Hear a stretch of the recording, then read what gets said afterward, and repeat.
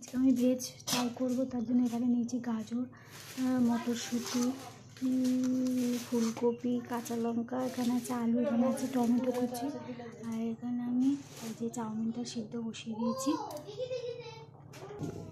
তেলটা গরম করতে বসিয়ে দিয়েছি। এখন তেল গরম হয়ে গেছে। আমি সবজিগুলো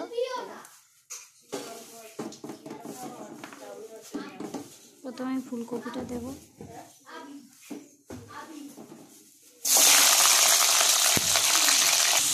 আজকে আমি ভেজ চাউ করবো, তার জন্য আমি এভাবে ভেজে নেব ভালো করে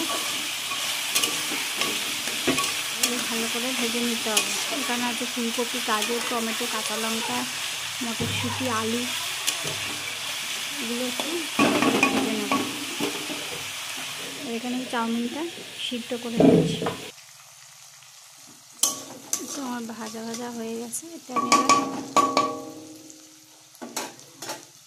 লবণ হলুদ দিয়ে দেবো। এতে দিয়েছি নুন, হলুদ আর সামান্য পরিমাণে চিনি দিয়েছি। আর এবার দেবো এই ম্যাগি মশলাটা। এতে ম্যাগি মশলা দিয়েছি আর একটু কিষান সস দিয়েছি।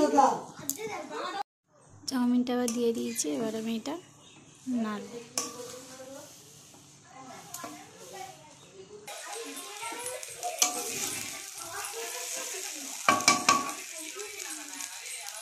আমার চাউমিনটা হয়ে গেছে, এবার আমি এটা নামিয়ে নেব।